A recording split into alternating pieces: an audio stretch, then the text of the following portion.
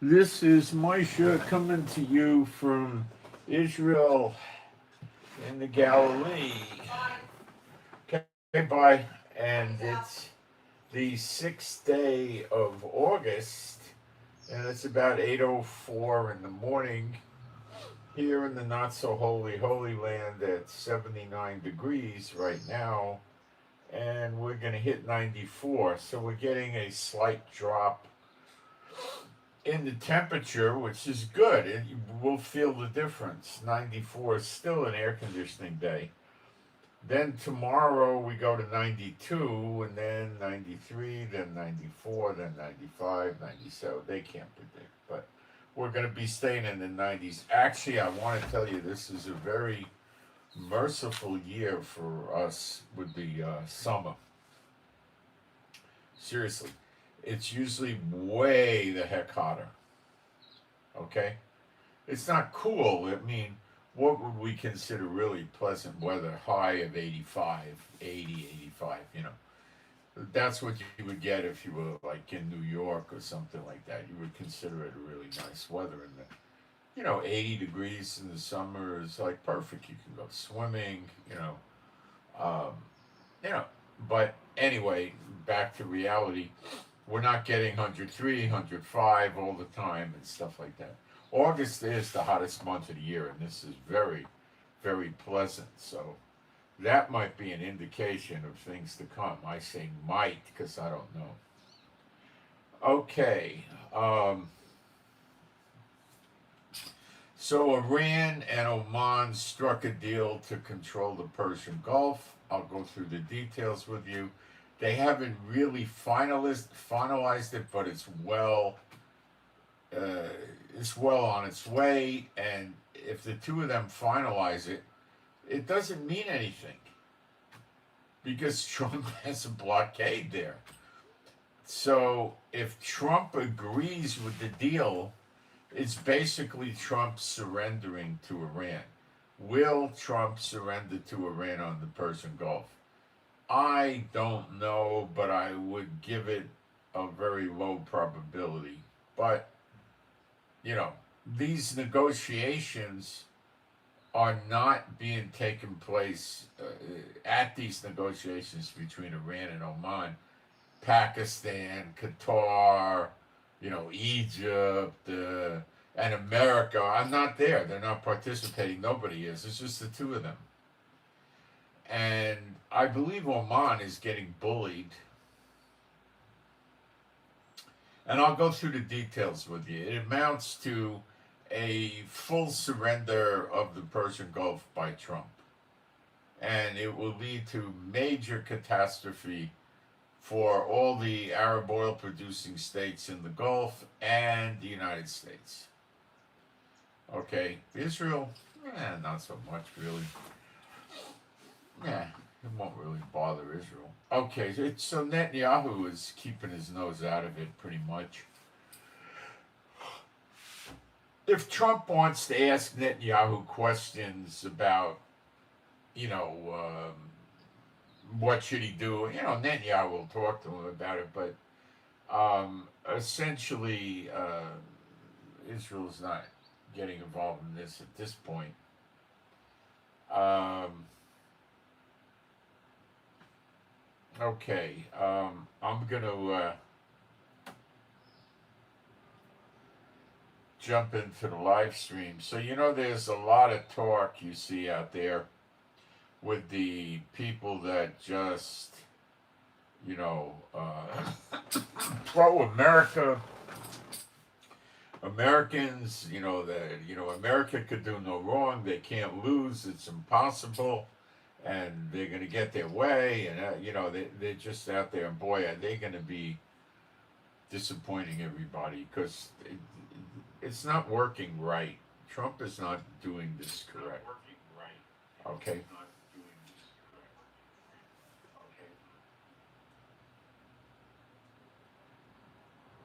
He's not getting very far, and that's a good sign of it's not working right. Oh gosh, okay, there I am. I think. All right. Let me go put a post up in here. Got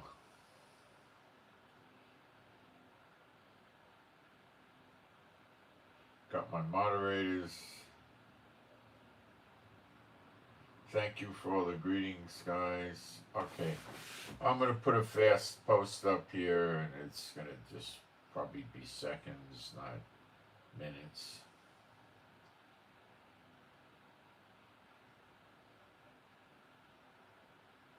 I can't talk too much while I do it, or I'll just make typos.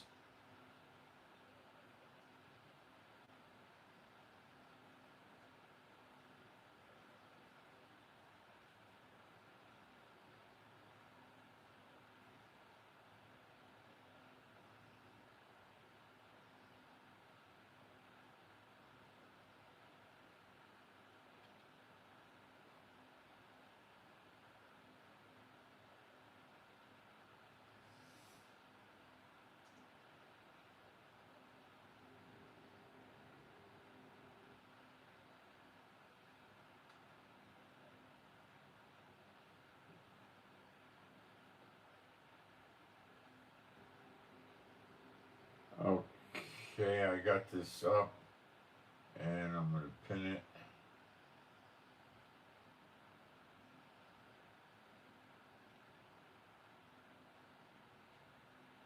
We're getting a few nasty people coming in here with insulting comments.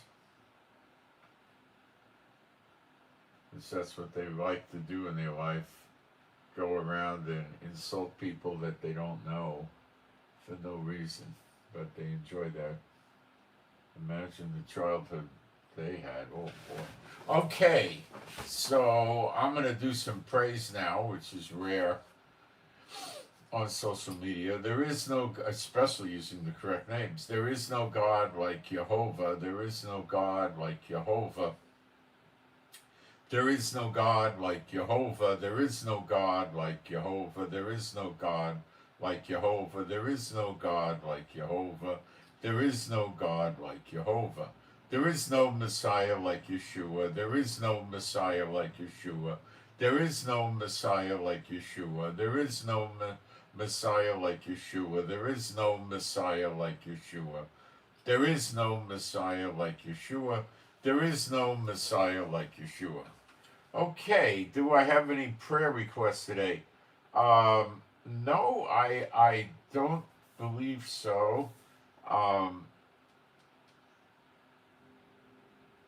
Not seeing anything.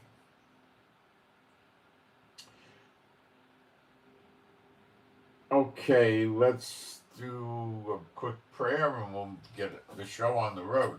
My Heavenly Father, Jehovah, B'Shem, Yeshua HaMashiach, I pray for a good anointed live stream today, where your anointing helps me, helps the people. We get peace, comfort, shalom, peace, and it helps us. And I pray we could all understand what the nations are up to with their deceptions, and what we would be able to understand how you are fulfilling prophecies. And I submit this prayer to you, my Heavenly Father, B'Shem Yeshua HaMashiach. Okay, let's talk about this sicko plan. So the Iranians, those lovely, peace-loving people, you know them, right? They approached Oman. Now, a little bit of geography on a very simple level. This, let's say, is the Persian Gulf, okay? Up here is the north, down here is the south, okay? Oman is towards the outside of it on the south, and Iran is more of the north. So Iran wants to control all the ships entering the Persian Gulf, right? On a path right near them, up high or northerly in the Persian Gulf. And the exiting will be done lower or in the south, leaving the Persian Gulf. So, of course, the most crucial position is the one controlling the entering of the ships into the Persian Gulf, right? That's the best control position. Okay.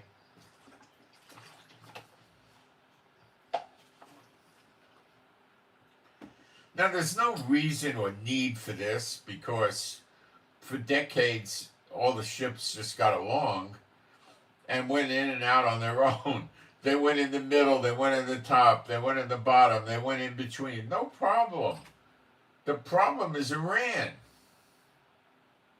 They're the threat, okay? So Iran is saying, well, America's going to blockade us and we're not going to be able to sell oil. We'll blockade everybody.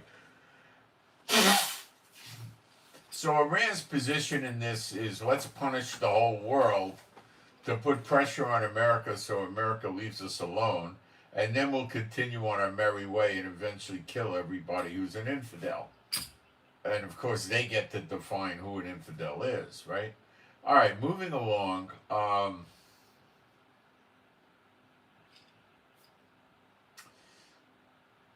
The first problem here is the United States or anybody else has no control over the Persian Gulf.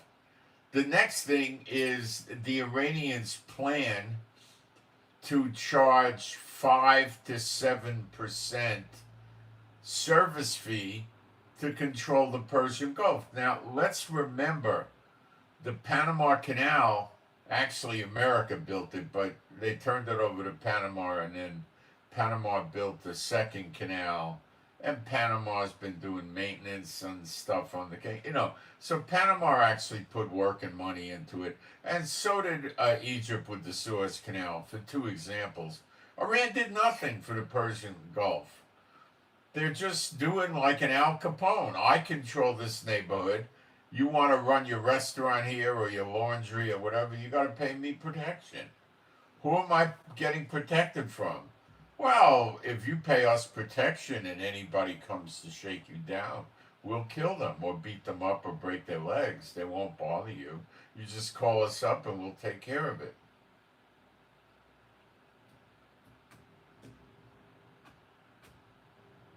Right?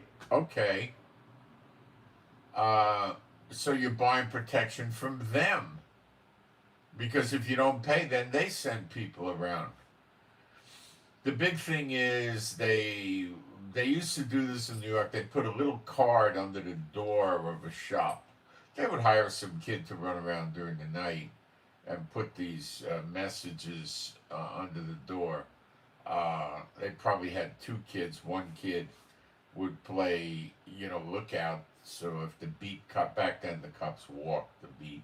So if the cops came around, they saw the cop coming, they'd knock it off and just walk away and then come back another day and finish it. Okay. So these things were saying, we're a security company and, we'll protect your store. And then if you didn't pay them, windows would get broken. Your big windows. Which is not a tremendous deal. You might have insurance or whatever. Then you got to go call the glass maker. You got to put boards in your window. It's lousy for business.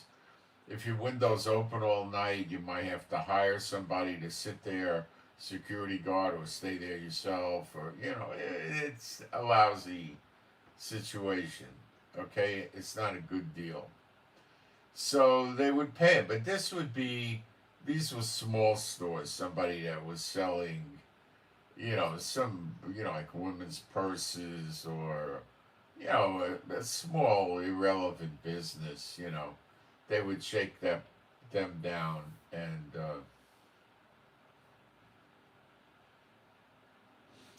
you get a small amount of money from them. But if you're running around New York City and you're collecting a small amount of money every month from 4,800 stores, and they're all giving you $20 a month, you got a business, right? Uh, or some of these guys might have 15,000 stores. I don't know. It's just,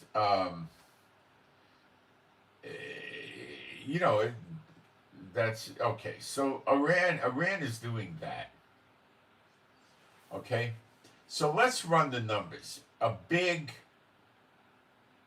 oil tanker ship holds 3 million barrels. A not so big oil tanker ship, but still big, holds 1 million barrels. Now, other ships get lower, usually about 300,000 barrels is the smallest.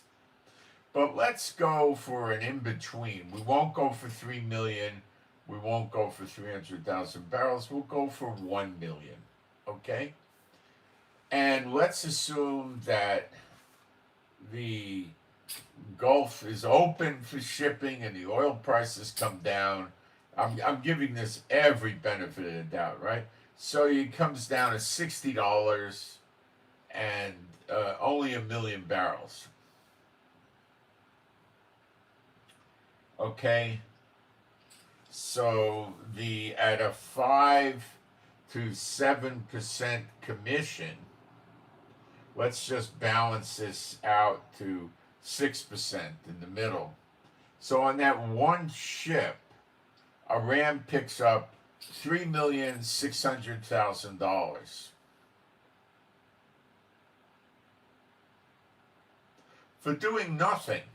Some schlep gets on the radio and says, "Oh yeah, Phantom is a sea ship from blah blah blah country. Okay, wait, 45 minutes and then proceed on this course." Some stupid stuff like that, right? Okay, it's a room full of schleps from Iran that went to high school maybe at best and maybe to third grade, and they're in the military. They make $1,500 a month or $300 a month, and they're controlling it. What are they controlling? There's nothing to control. It's not like they have locks where you raise them lower the sea level like in the Panama Canal. This is nonsense. There's nothing for them to do except okay, go along this course, pass. No, wait, right? Okay. And let's assume they get 6 of those ships of that size a day. That's $20 million. Now, they intend to tax not just oil. They intend to tax bananas, shoes, anything. Any kind of ship that comes in, food. So all the people there and in the world or whatever are paying an extra 5 to 7% to Iran.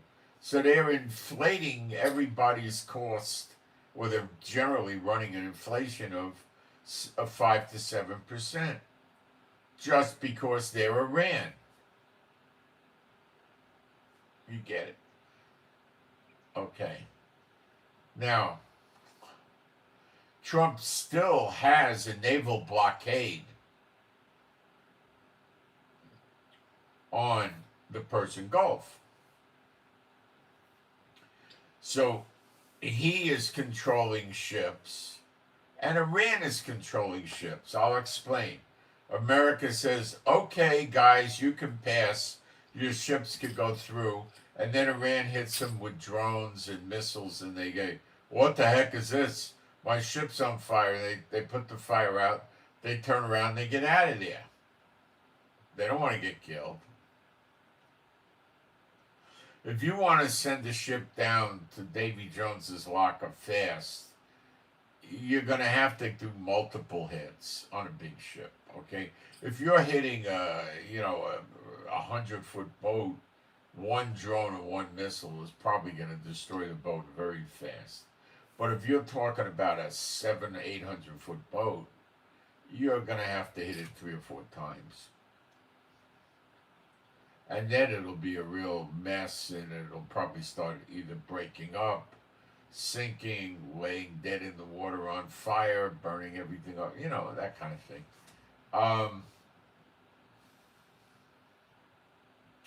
So this is the plan that Iran has. Now, no negotiator on behalf of America had a hand in this, nor did Trump directly. And of course not Israel. So what do you got here? Well, you got a loony bin, If Trump agrees to this, it's basically unconditional surrender to Iran, the Gulf of the Persian Gulf. Now, what could Iran do? Let's say a ship comes in that they don't like. It has something to do with Israel, or like Iran and the Houthis run. If you are dealing with Israel, we're going to block the whole shipping line company. So if you find a company that has 450 commercial ships and one of them went to Israel, well, they'll block all 450. Iran could do the same thing. Iran could block all American ships. Or if Iran wants to be cute, all they got to do is say, okay, you know, octopus in the sea ship. It's not authorized for you to cross right now. Please wait. We'll check in with you. So they wait. They don't hear nothing. 12 hours later, they call on the radio. They say, well, we're not able to bring you through right now. Wait, and we'll contact you shortly. And this goes on, and then after about 2 weeks, the ship realizes that they're never going to get through, and they turn around and go home. So they wasted the money of the ship. They're sitting there for 2 weeks. The ship's not making any money. The cargo in there could be going bad, or at least it's not getting into the hands of the customers. So money's being lost. You got to pay the crew. You got to pay the insurance, all of this stuff, and you never get in. Okay? Or Iran tells the ships, and I'm telling you, they're capable of doing this. We need proof that these goods were not transacted in the in U.S. dollars. Whatever was going on, selling, buying, whatever, it has to be not in U.S. dollars. Prove it to us. You don't show it to us, you can't come in.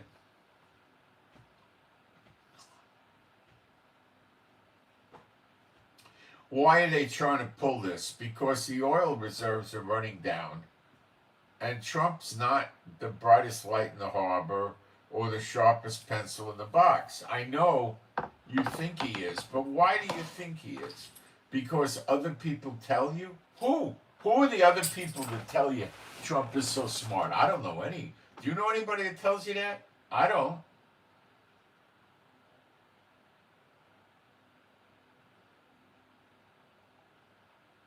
So what's up with that?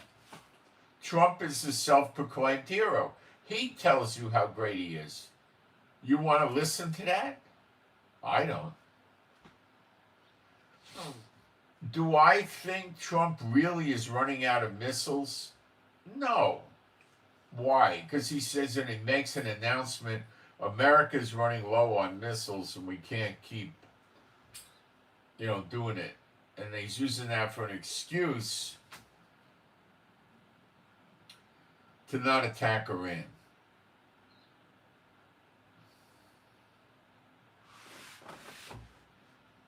What's wrong with that picture? Number one, most of the attacks are coming from bombs. So he could just drop bombs. Easy. Number two, if he was really running low on missiles, would he tell his enemies? Would he tell China and North Korea and Russia that? Would he?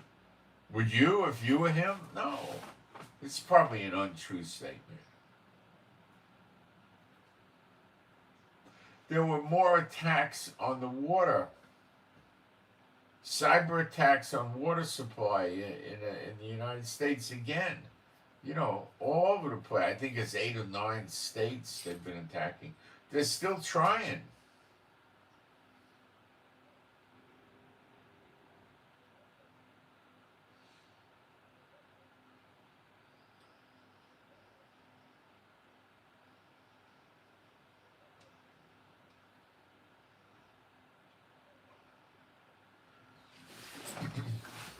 Crazy.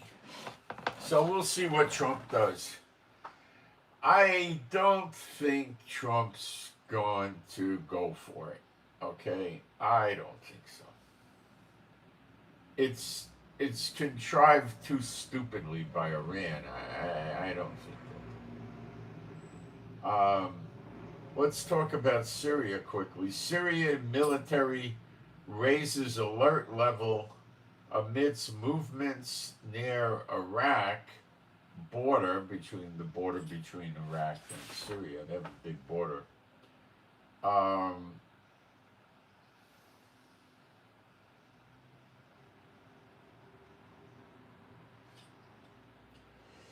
it's unclear as whether or not these military movements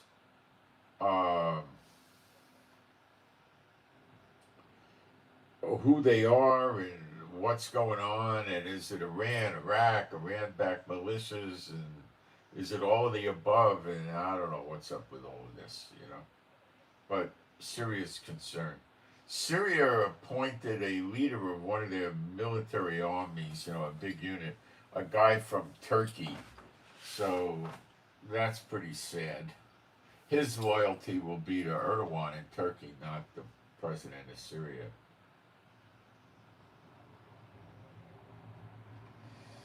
They arrested an arson suspect in a catastrophic fire in Spokane, Washington. Gee, I wonder what religion this arsonist is. What do you think? Jewish, Catholic, Pentecostal, or you know what?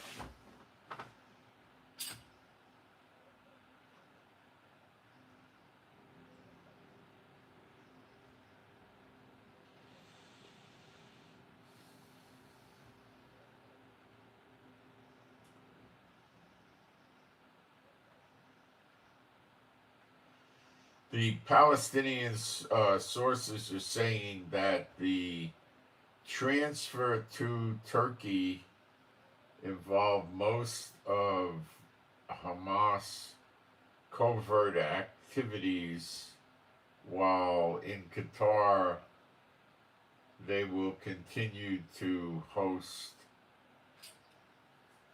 the terror organization's leadership and public facing activities. So what are they actually up to?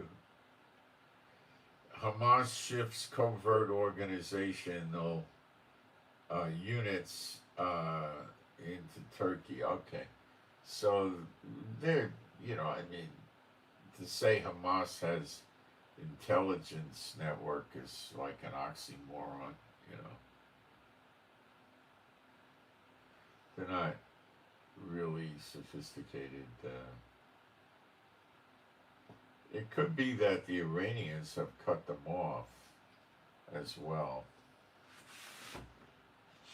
Financially, because they are not contributing to the cause that Iran has, attacking Israel. They're not doing that because they don't have the wherewithal to do it. So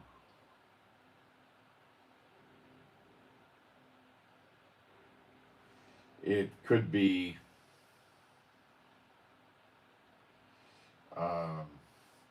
that Iran is just telling them, hey, we're not giving you any money. What for? All you do is hide in the caves, So I don't really understand. I mean, maybe they are giving them money. I don't know. But Iran is, probably not supporting them. I'm just guessing. Okay, 2 water systems in New Jersey were hit by cyber attacks. This would have been yesterday, I believe. Targeting multiple states, Iran has been hacking the water structure to try to get the. I think their goal is to have the water systems deliver the water into the water main lines without any purification of the water, so they could get people sick.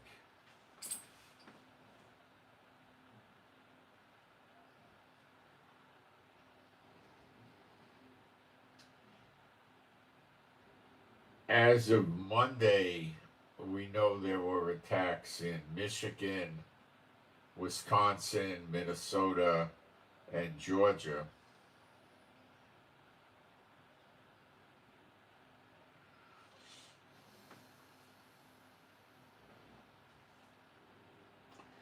The Iranians are the suspect for this. Is this what Trump is afraid of? Well, I don't think so, because so far they haven't really caused any crisis.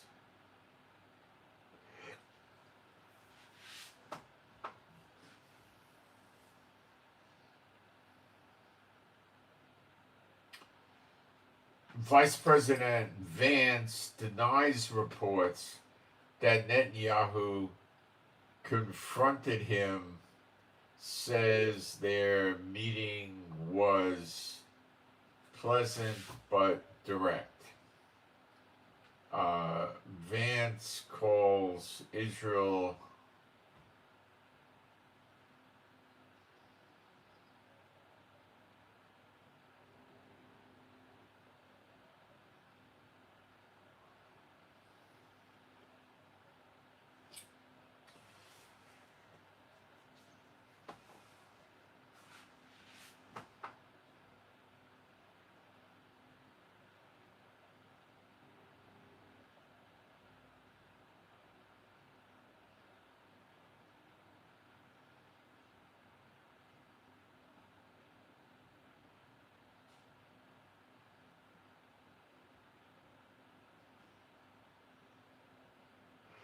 Vance calls Israel a great partner. Listen to how stupid this is. Israel's a great partner, but he stresses his job is to pursue U.S. interests. Now, you, the correct statement would be is we've got to pursue U.S. interests, but at the same time, we have to look out for our allies. He's saying we got to pursue U.S. interests, and our great ally Israel can go suck wind. That's what he's saying.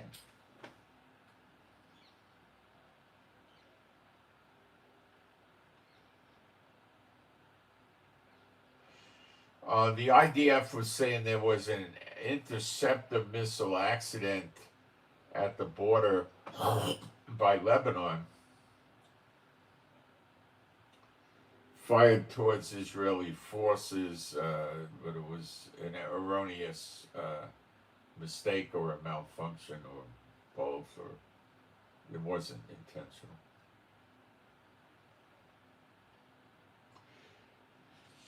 Israel has upgraded their Arrow missile system because we learned a lot about how the Arrow missile works against the Iranian missiles and drones, missiles predominantly. So they did a test of the new version yesterday. I'm unclear as to how well it went. I think it went okay, but that's what's going on with that.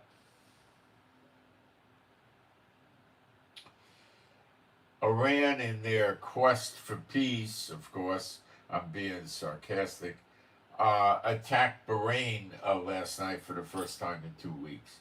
So they had been giving a lot of their love in the form of missiles and drones to Kuwait. Now they're moving on to Bahrain. And it appears that as a distinct possibility, I can't say for sure, but it can be the case that America withdrew its troops, or many of them, from the base in Kuwait, maybe Bahrain also, I don't know.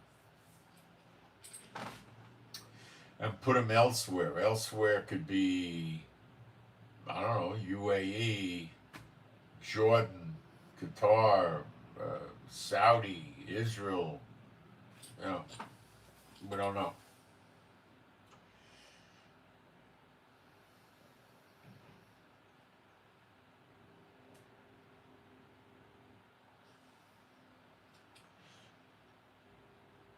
We don't really know what they damaged in Bahrain yet at this point, or if everything they sent was taken down. Well, we don't know. Bahrain is a big Navy base for America, but I imagine most of the American warships are out of there. You know.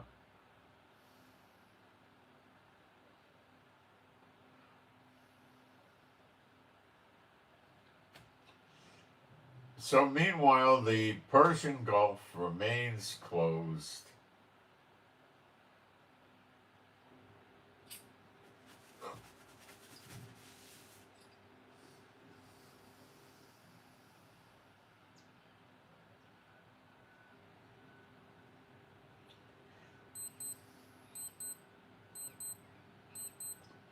The oil reserve in America and probably other places is being drained.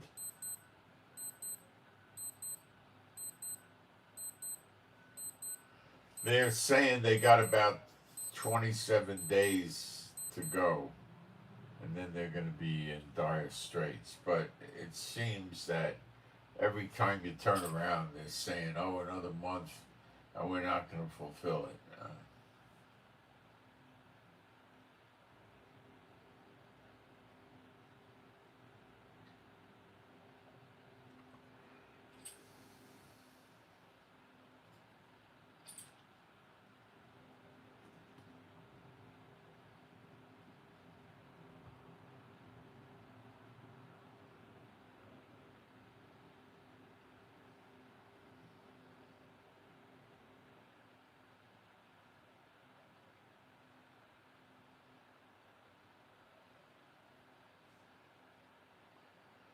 Okay.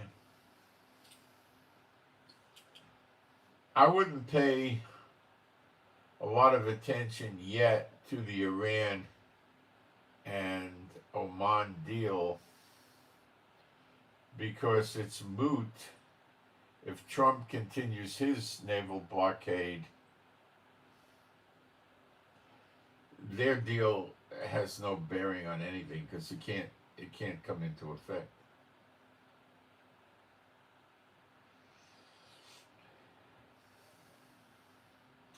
See, if Trump goes for it, what did Trump get in return? Nothing. So usually Trump is smart enough to not want to go into a deal where he gets nothing.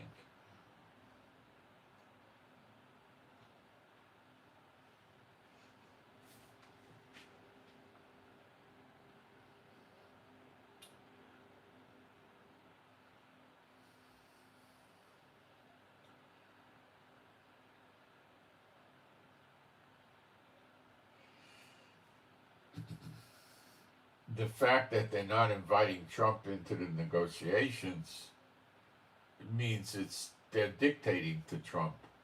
And I don't know if Trump's ready to just basically do any kind of a conditional or unconditional surrender. He might very well be ready to do it.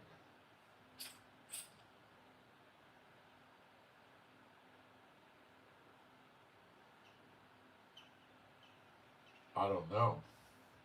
I think not. But why aren't we getting announcements like, well, I don't care what Oman and Iran talk about. I'm not involved in it. I'm not agreeing to it. Yeah, he doesn't say anything, which could be his tactic, trying to not even acknowledge it. So we'll see. I don't think he's going to go for it.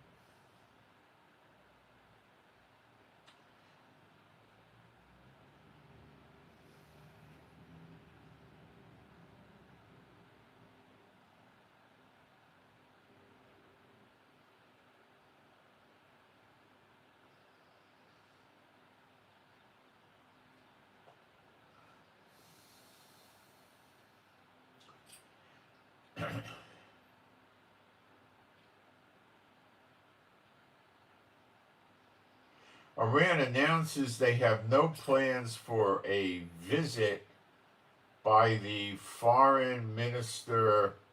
Oh, this is the foreign minister of the Speaker of the Parliament uh, of Iran is saying that there's no plans for visits from Qatar or Pakistan on Thursday or Friday. So they were just setting aside some scuttlebutt talk. It could be from the White House or something, that something is going to happen with a meeting on Thursday or Friday. To say they have no intention of getting involved with anything on Thursday or Friday.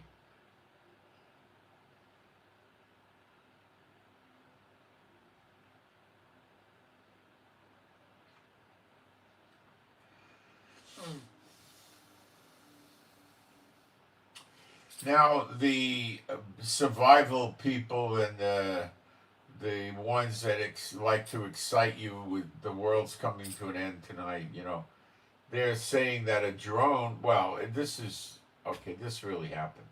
A drone carrying explosives was discovered at Leipzig Halle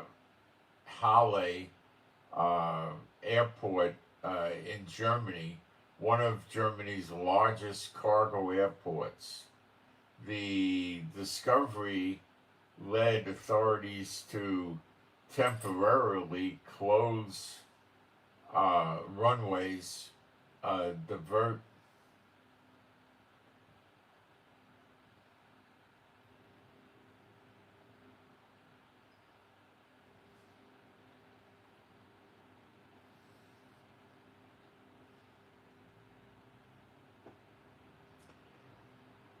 so they diverted traffic based on this. Now, it wasn't a drone flying and landed and blew up.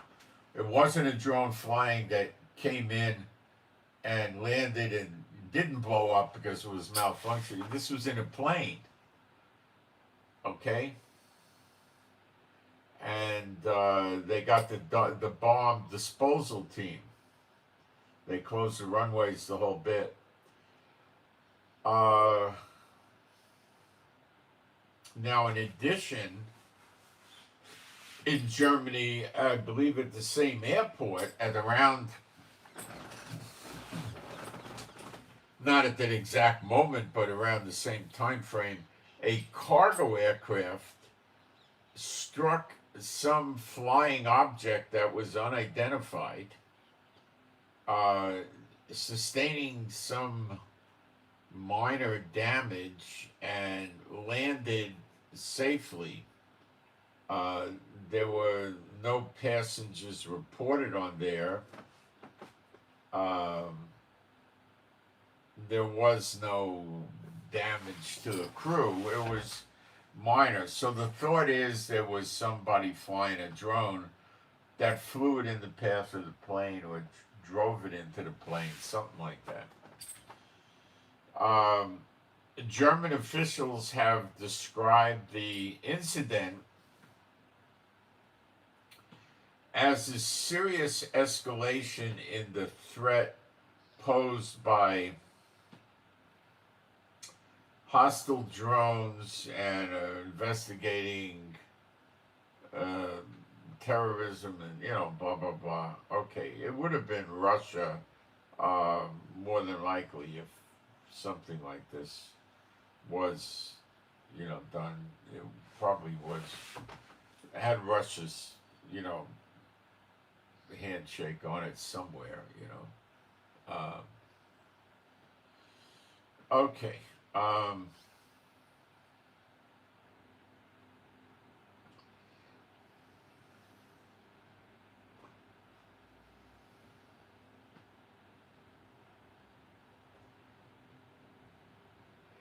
At the same time yesterday, well, similar hours, drones was spotted in New Jersey, and no explanation was given to the people by any of the governments. No city, no county, no state, no federal government.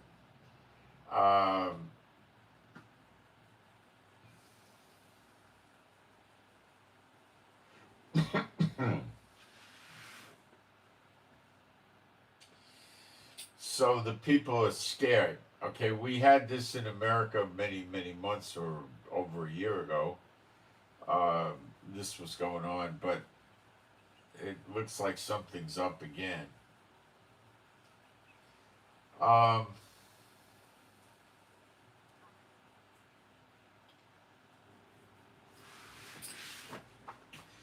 Netanyahu says Israel will act against Iran's nuclear ambitions regardless of any agreement. Netanyahu is saying, I don't care. This is what Vance was bellyaching about, I guess.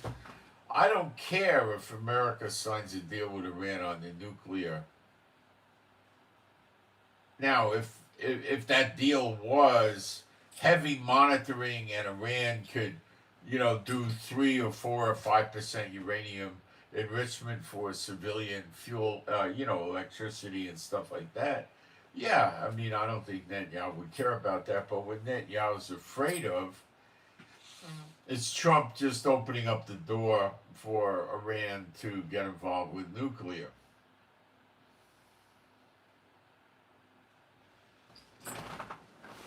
So he is demonstrating that he is not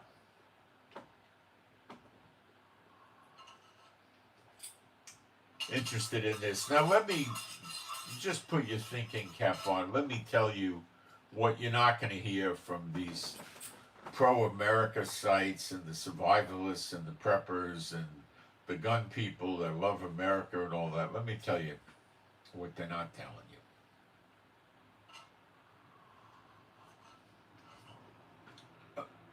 Israel's supposed to have 400 nukes. That's missiles, okay, or bombs. So it's been demonstrated many times. Israel can fly in with impunity to Iran and drop bombs whenever they want to.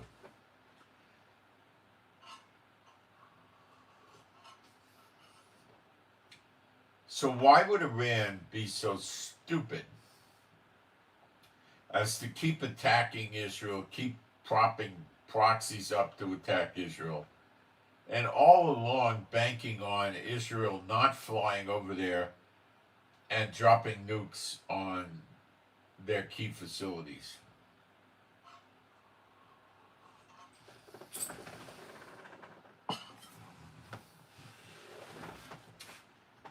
Perhaps you should start challenging the reality of these nukes. Now, America has thousands of nukes. Why isn't Iran afraid that America would come over there and nuke them? Russia has thousands of nukes. Why isn't Ukraine afraid that Russia wouldn't come over there and nuke them? And you're going to say, oh, mutual destruction. Hogwash. These countries are savages. You think they pay attention to that? Iran, the other day, hung 96 of their people. Every week, they're hanging people. These are the protesters that Trump was trying to get involved to overthrow the Iranian government. They're going around and killing them. Attaboy, Trump, you did a heck of a job promising these people you were going to help them, and he did. And just turning your back on them and let Iran kill them. Attaboy, I trust you. You'll be good for Israel. No, I don't think so. No, that's what Netanyahu said. Netanyahu is afraid that Trump is going to give sell the farm and just give it away to Iran and give Iran basically America's unconditional surrender or conditional surrender.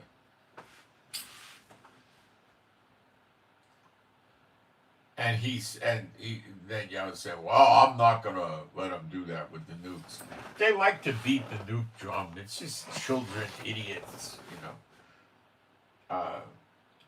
That's it. But Netanyahu, why he would act against Iran is because of the proxies and Iran attacking us with missiles and stuff like that. That's why he would attack Iran.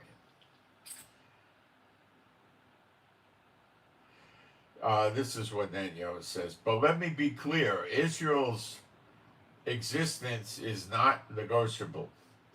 with or without an agreement, I am determined, and we are all determined, who's all, I don't know, to do whatever is necessary to ensure our security and our future. Today, we heard the commander of Iran's Revolutionary Guards explicitly declare Iran's intention to continue developing nuclear weapons. Wow, Trump, you're doing a good job, aren't you? Uh, to continue developing nuclear weapons. Um, Continue, he said, well, as Israel's prime minister, I am equally determined to continue preventing Iran from obtaining nuclear weapons. I hope you see how stupid this is, okay? Because if Israel had nuclear weapons, why is Iran trying to take such a chance? You know, it's just ridiculous. You know, it's sounding like Netanyahu believes factually or guesswork that Trump doesn't have the stomach to continue the war, and it's not going to continue. That's what I'm picking up here, and I think it's correct. But the other side of the coin is Trump could change his mind any day. So the attacks on the water system are very possibly what's getting Trump afraid.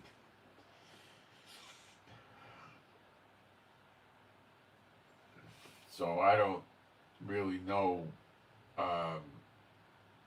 what he's going to do, and you know. But that the news is pretty sparse. That's it for news. There's nothing much going on.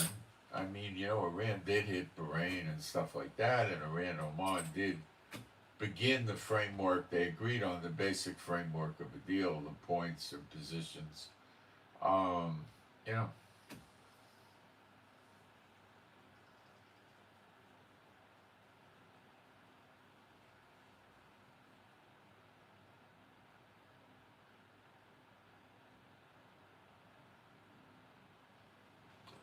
Okay. Let's go into the Bible, and we'll finish the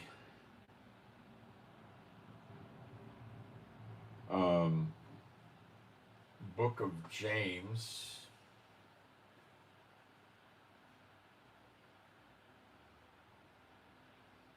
Well, I don't know if we'll finish the whole book, but we'll do James 3 and 4. And I programmed the AI to, whoops, where am I? To translate a little bit differently this time. A little bit better for us. You got to keep raining down on AI or it gets sloppy.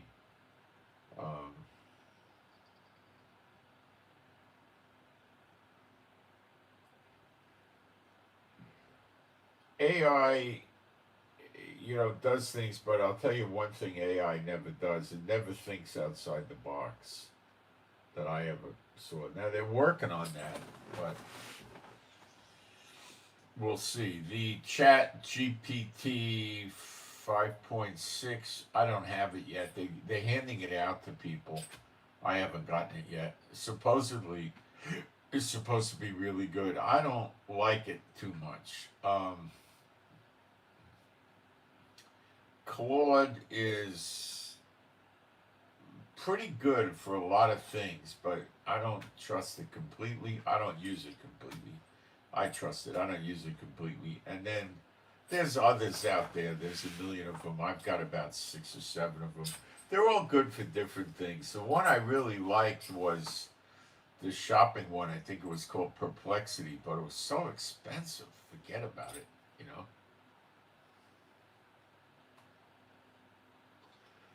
Okay, so James chapter 3, verse 1. We're using Salkinson's Hebrew New Testament, and we're using Delitzsch, it's Franz Delitzsch, New Testament also. The Salkinson was done about 1885, and the Delitzsch was done within a few years of that in the 1880s. Okay, here we go. My brothers, do not let many of you become official public teachers. Delitzsch. My brothers, yet not many of you become teachers, knowing that we shall receive a heavier judgment. Salkinson, public teachers, knowing that we will receive a severe legal judgment, a severe legal verdict. So it's saying a legal verdict. It's making you think it's the courts, and it is a court, but it's Jehovah's court and when he judges. Okay. So you got to be careful about jumping in and calling yourself a teacher. You could, you might not have the true gospel down yet. Okay. And everybody's a work in progress. Including me. You got to remember that. Okay. Verse 2. For in many things we all stumble.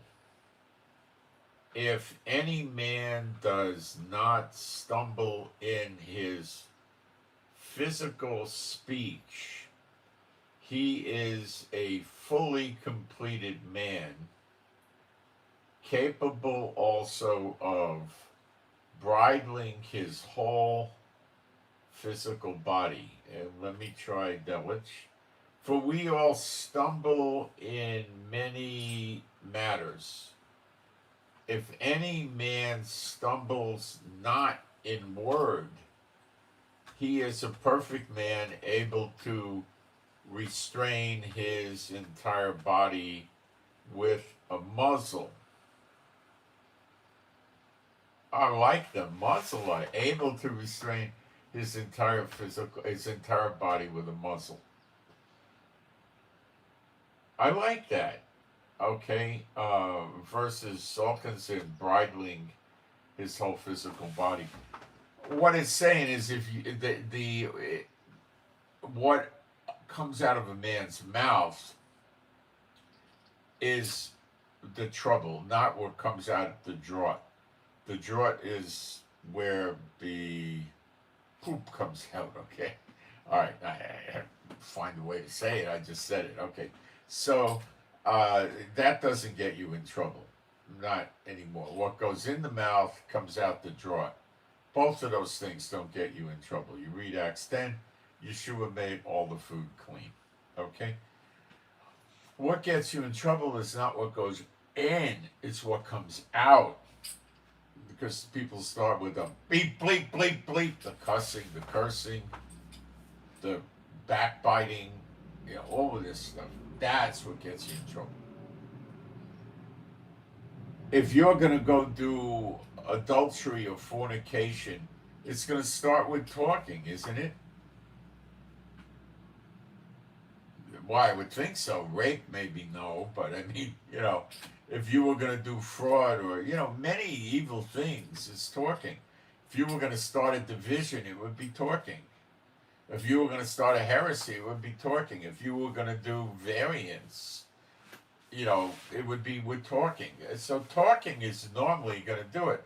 Now, is it possible somebody might just get up at 2 o'clock in the morning, go out in the street with an axe and murder somebody and not talk at all? Yes. Likely? No. But could happen. Okay. So in many things, we stumble. Yes, we do. But if you can control your mouth, you got it pretty well knocked, because you're going to control your body. And that means you've reached the point in your life where people say to you, "What's the matter? You don't curse anymore?" Or you don't curse? People that knew you from your old life say, you know, I just say no. I don't. No, that's it. I'm not ashamed of that. Okay, so it's a good thing to control your mouth. Okay, and also it's a good thing is not to make strife or arguments or yelling and screaming in the house at your kids. If you got a dog and you yell and scream at your dog, you're creating chaos in your house. I mean, if it's just you and the dog and you want to yell at the dog, that's one thing. But you do much better with dogs by not yelling at them. You know, they don't really understand what happens. They just understand you're not happy with them, and they don't get it. Dogs are not really good at logically putting the pieces together. You know. Okay. Uh, I left some treats on the bed in a bag the other day, and I went out of the room and I came back, and mommy had managed to get the treats out of the bag and ate them. There weren't that many in it, and ate them. And I came back, and the bag with the treats was on the floor, no longer on the bed, and empty. And she figured I could never figure it out. She was just hanging around there, not, how could he ever figure out I did that? Because she couldn't figure it out, because they don't think that way. Okay. So you got to learn how to, work your dog. I don't think yelling and screaming at him really does a great job, but you got to find a way to make sure you're the head of the house with the dog. You're the head of the pack. See, the dog sees your family as a pack, and the dog will try to control the pack unless you become the alpha for the pack, and then the dog will just submit to you. See, dogs are pretty happy in a pack if they're not the head of the pack. They're in a pack, and that's what's important to them, and they're really happy about it. Okay, verse 3. Now, if we put iron bits into the mouths of horses so that they obey us, we turn their whole physical body around as well. You steer the entire horse with the bit in the mouth by, pulling it and turning it and stuff like that. Okay. Look also at cargo ships. Oh boy, are we going to the Persian Gulf now? I'm just kidding. Look also at cargo ships, though they are massive and driven by fierce winds. It doesn't say winds, it says wind blasts. Salkinson says driven by, deluge by harsh winds. All right, we can relate to that, right? He's saying the same thing pretty much.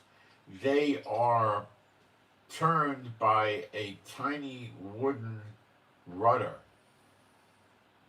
That's true. In the back of the boat, the rudder, you turn the rudder and it moves the whole big boat around. Wherever the helmsman's impulse desires, wherever the guy steering the boat wants it to go. Okay.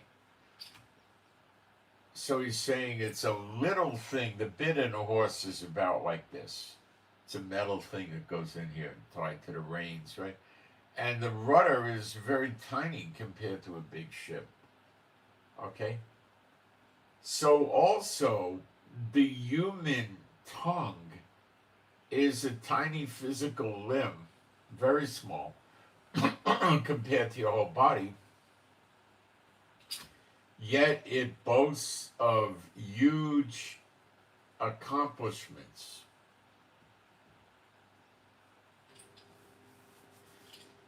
Look how small a spark ignites a vast timber forest.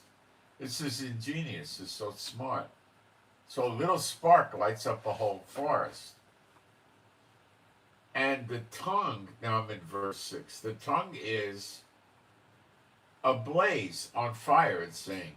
The tongue is set up among our physical limbs as a world system of injustice.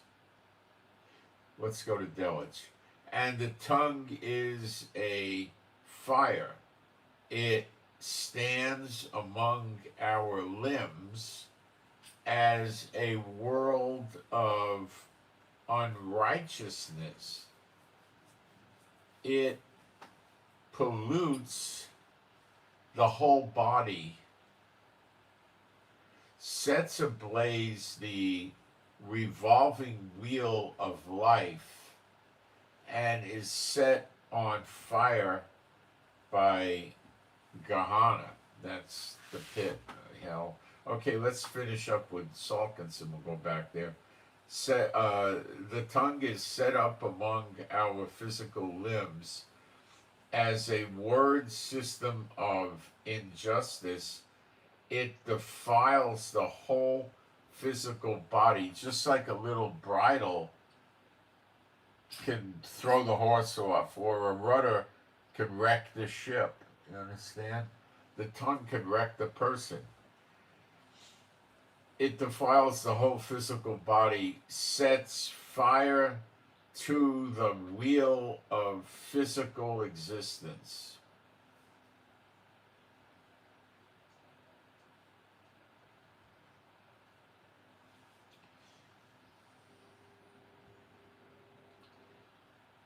And is itself ignited by the subterranean pit of destruction. That's Gehenna. The pit of hell. It's not the lake of fire. It's the place you go, and then after that you go to the judgment and then the lake of fire. Or, well, if you were in Gehenna, yeah, you'd be in the lake, I would believe. So the tongue, what you say is really, really important. You've got to get the bad stuff out of your mouth. You've got to not talk bad about people.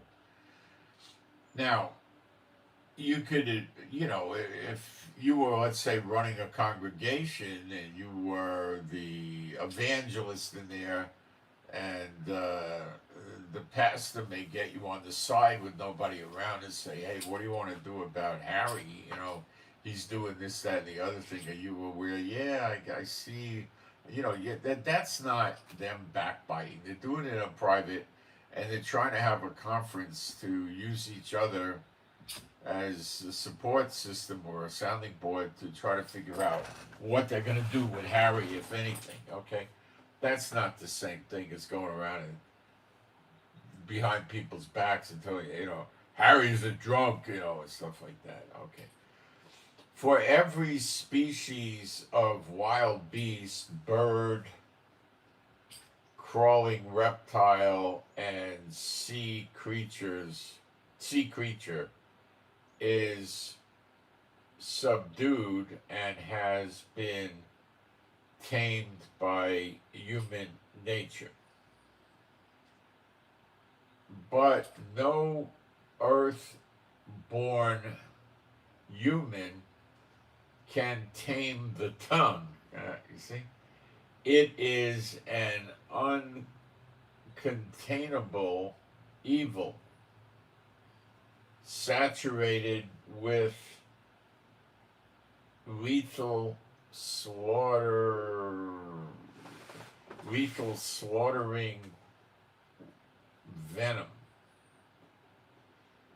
Deadly poison is what Delit says. It is a restless evil filled with deadly poison. Yeah, the words are that. See, it's what comes out of your mouth. You got to really be careful. But most of the people are running around and saying, "Touch not, eat not," and what's coming out of their mouth is bad. Okay. So with it, we bless the Master and Father, and with it, we curse earth-born men who were fabricated in the exact likeness of the Almighty. See, okay? Now, when we go after demons, that's different. You could tread over all the power of the demons. When we do heavy spiritual warfare, we're attacking demons. You can't do this, you can't do this, you can't do that. Okay, the fact that the people don't like it, we're not cursing the people, we're cursing the demons. The effect of it is not going to be pleasant to the deceived people, but you're actually doing them a favor. You really are. They think it's evil what you did, but stopping the demons from lying to people, giving them rewards and leading them and guiding them and helping them, all they're going to do is destroy the people eternally. So by cutting that out, the person actually has a better chance, don't they? Of course. So we're not cursing people. Now, you could ask the Lord to, it says you will curse those who curse us and bless those who bless us. You could go to him and say, well, so-and-so is blessing me, please bless them. And you could go, so-and-so is cursing me, and please curse them. That's not cursing them. That's going to the Lord and asking him. And he's only going to do it if he sees it's suitable. I like to say, I would like to see this person reap what he sows, so maybe that'll stop him from doing evil anymore, that type of thing. Okay. Verse 10, out of the very same mouth issues blessing and cursing.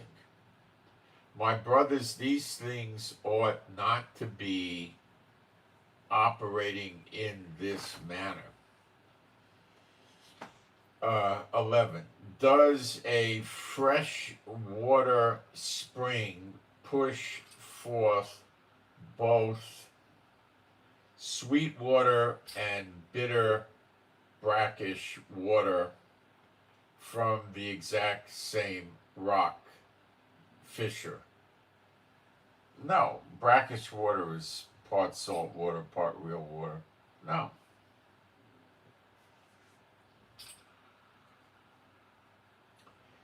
Can a fig tree, my brothers, yield olives, or a grapevine produce figs? What? Well, let me read it in Delish. Can a fig tree, my brothers, produce olives, or a vine produce figs? So neither can salt water yield fresh water. Okay, that's an obvious one. A tree's gonna give you fruit of its own kind, not of something different. Who among you is analytical and skilled in practical matters?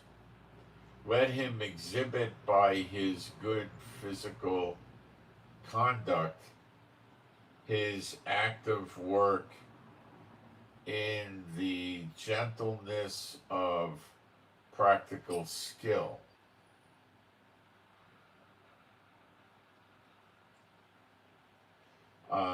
Delich. Who is wise and understanding among you? Let him show by his good lifestyle his works in the humility of wisdom. There we go. Okay, humility is important. Pride cometh before a fall. You don't want that. You want humility. Humility, I would say, you could be more or less inclined to, leads to good things. Pride leads to a fall. Okay, verse 14. But if you have burning throat envy, let's try that. But if you have bitter envy, there you go, and contention, that's argument or fighting. Sauconson says factional strife. A faction is like a division, or you know, uh, factional strife in your inner heart. Do not boast.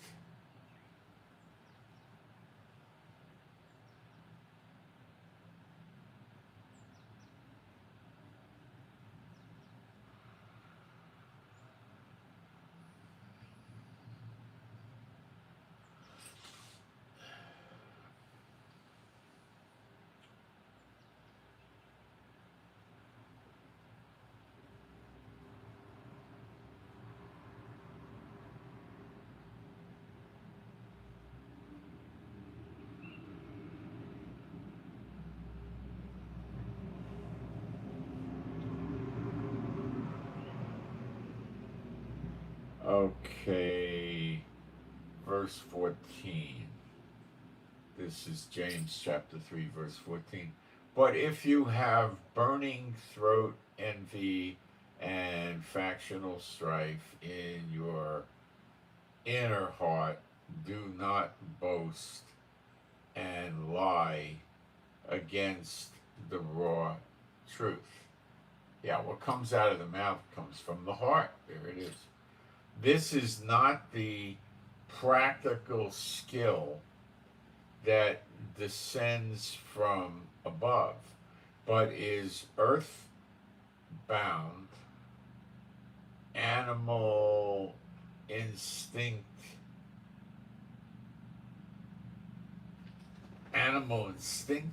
and demon-driven. Let's read this in Delich. This wisdom is not that which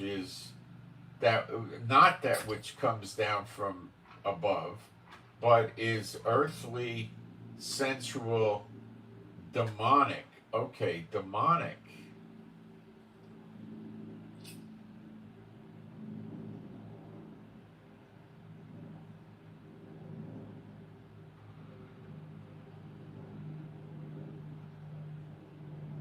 If you have contention in your heart and you're boasting and stuff like that, that's demonic. That's Satan doing that.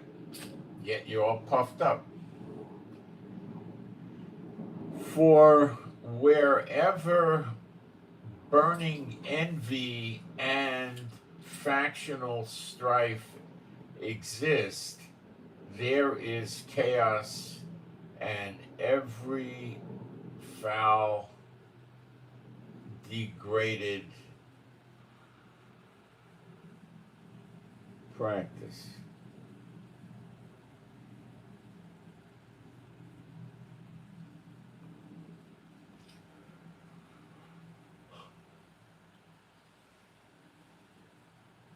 Verse 17. But the practical skill from above is first of all unpolluted. Delich. But the wisdom from above, there we go. The wisdom is first pure. That's right. It's not compromised. It's pure wisdom, not wisdom and evil combined, okay? Then peaceable, mild, easily entreated. Let's switch to Salkinson. First of all, unpolluted, then peaceful, gentle, compliant, filled with active pity and good fruit produce.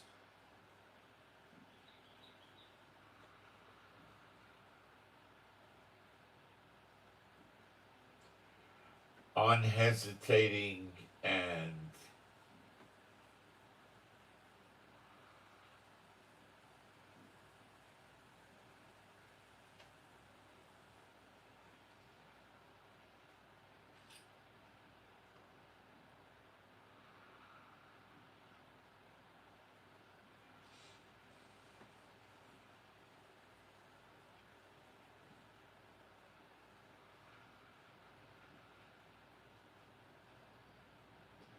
Okay.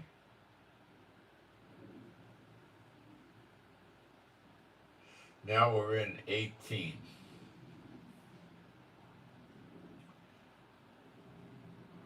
Well, it says in the 17, the last words are unfeigned, and Delit says without hypocrisy.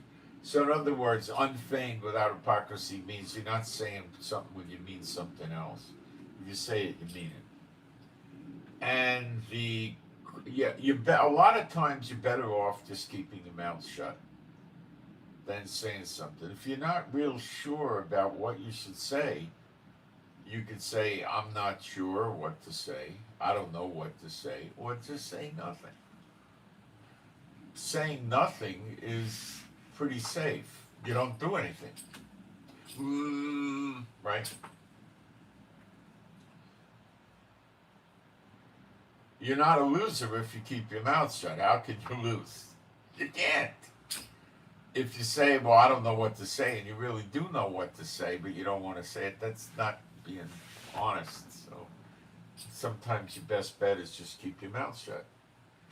It's hard to get in trouble by keeping your mouth shut. It really is. Think about it. Verse 18, and the crop fruit of legal righteousness is sown in quietness by those who execute peace. Shalom. All right, let's read this. In Delich. And the fruit of righteousness is sown in peace.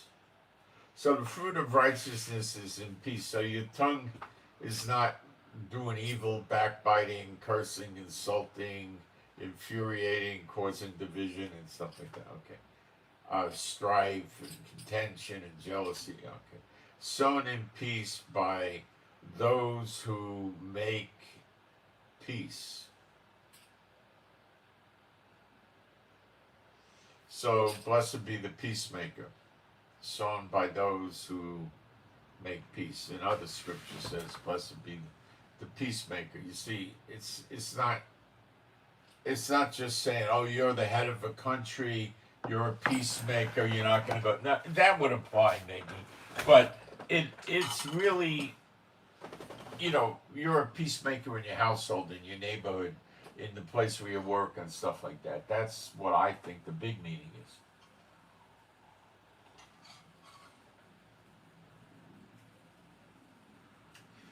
Maybe sometimes you could stop people from contending or fighting with each other, but you got to be careful with that.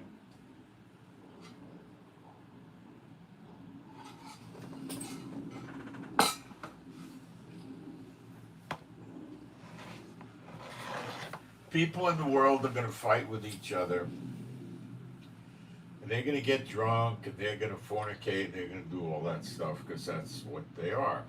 Okay. Now we're going to go to James chapter 4, verse 1. We'll go through chapter 4. From where do armed conflicts and throat strife, okay, let's switch to Dalits for this, a little help here with throat strife. Where do wars and fightings among you come from? Is it not from your bodily passions that wage war in your members?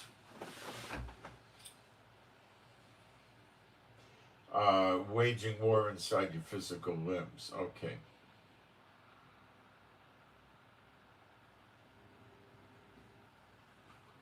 Armed conflicts and throat strifes. The Israelis say, I got a bone in my throat when something's bothering them. They talk like that sometimes. Okay.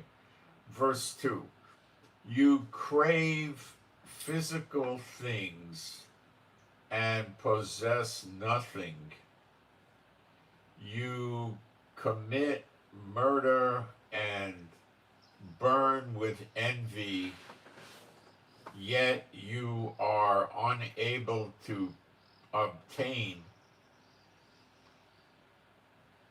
you engage in violent fights and wage war, you do not possess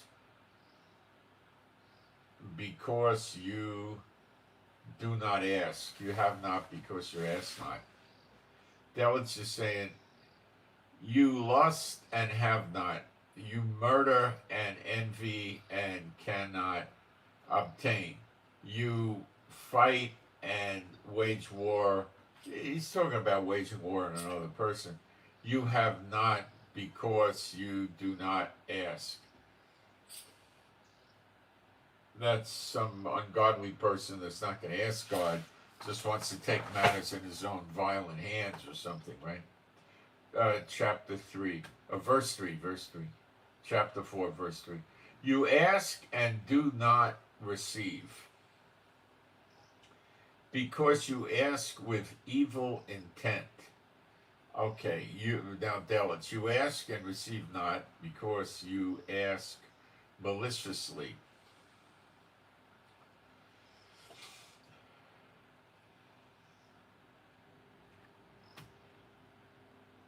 You ask with evil intent so that you may squander it upon your physical pleasures. Though it says, because you ask maliciously to spend it on your passions.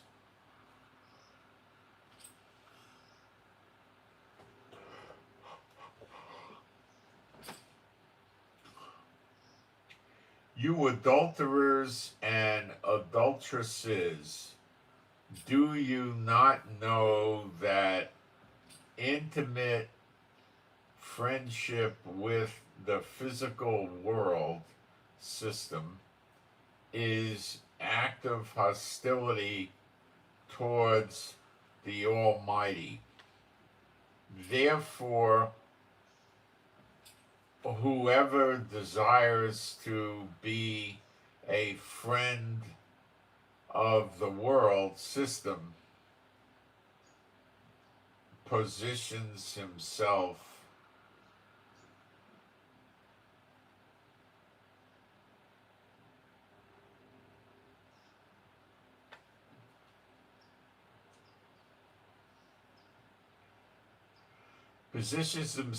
as an enemy of the Almighty. Yeah, if you're working with the system, with the corruption, oh, I got to bribe this guy to get, you're going against God. Okay, when you're getting along with the world, you're sinning. If you're getting along with the world, you're sinning. If they hate you and they don't like you, you're not sinning. Like I tell you with the Satan bots, okay? The only time they're pleased with you is when you're buying into their lies and deceptions and they're dragging you down. If you're not believing them and buying into their trash and their lies, they don't like you. Okay. You're not going to get along in the world if you want to serve the Lord and you're serving the Lord. You're going to have trouble. Or do you presume that the scroll speaks in vain? The Bible speaks in vain.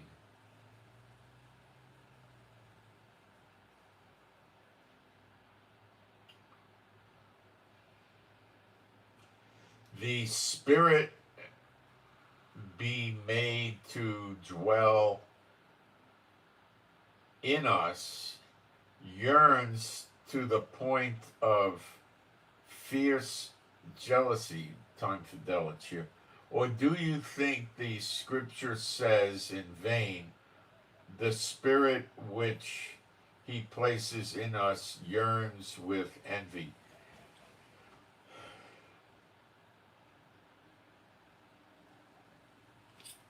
No, the Holy Spirit's not interested in envy and jealousy and things like that, but he grants greater unearned favor.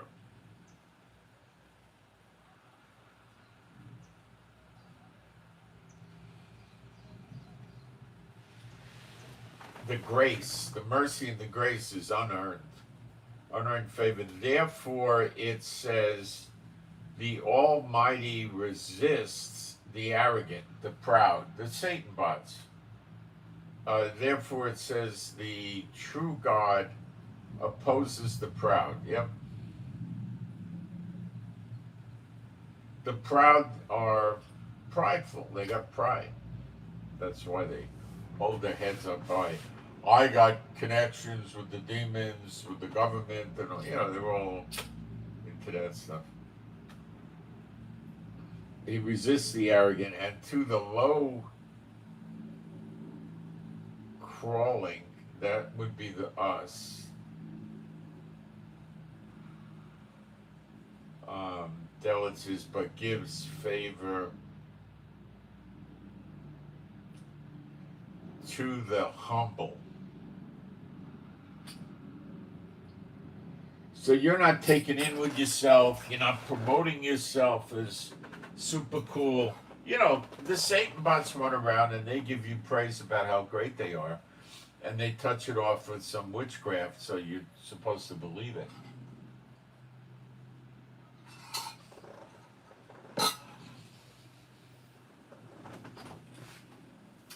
So if you're ever talking with somebody, needs not be a false believer, talking with somebody you don't know, and all of a sudden you get a feeling, gee, I really like this person, and that's the schmuck is probably witchcrafting you.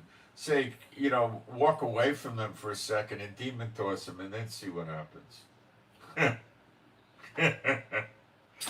Okay. Yield yourself, therefore, under the hand of the Almighty. Resist the accusatory opposer, that's the demons, and he will flee from your physical presence. Resist the devil and he'll run away. When the devil knows or the demons know you're aware of them, they're very uneasy. Draw near to the Almighty, and he will draw near to you. Remember, how does it work? First, you go to him. Then he comes to me. How does he talk to Israel? Return unto me, and I will return unto you. You got it? First, you got to go to him, because then when you go to him, you can say, we were wrong. We should have stayed with you. We screwed up. We messed up. Please have mercy on us. You see how that works? Okay. Do the same thing. You got to go to him. And then that's your safe place. Verse 8. Draw near to the Almighty, and he will draw near to you. Cleanse your physical hands, you sinners.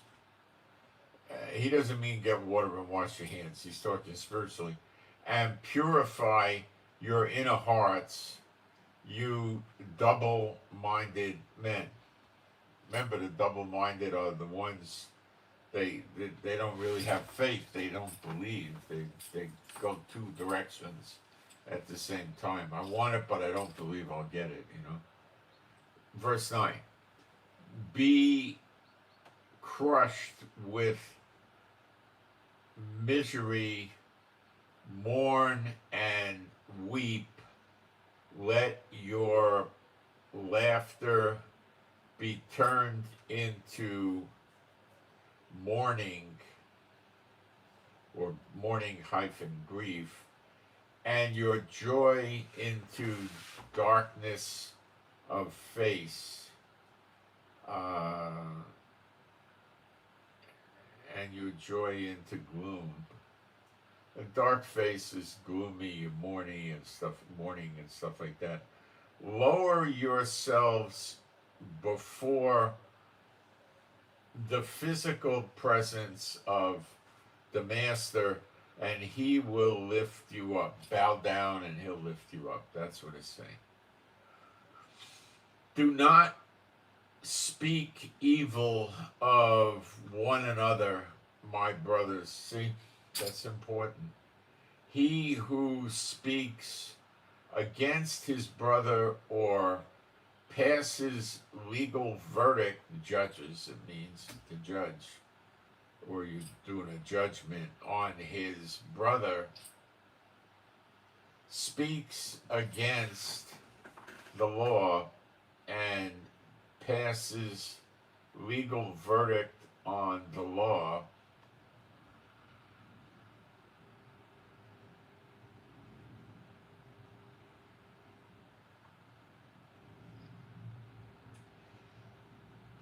legal verdict on the law, and if you pass legal verdict judgment on the law, you're judging the law, you are not a worker of the law, but it's judged. You're not a doer of the law, you're not following the law.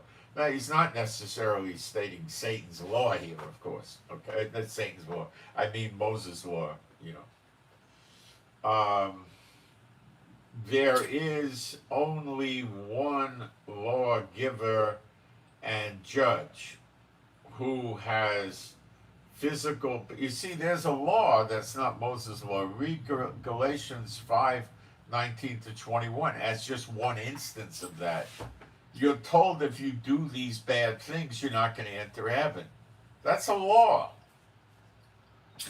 Then if you read Ezekiel 43, there's a law pertaining to the next temple that comes down from heaven, not New Jerusalem, next temple. There's a law for that temple. So, you know, everybody, oh, it's Moses' law. No. There is only one. Did you get the Holy Spirit from Moses' law? Okay. There is only one lawgiver and judge who has physical power to preserve alive or to annihilate. Who then are you to pass legal verdict on your neighbor?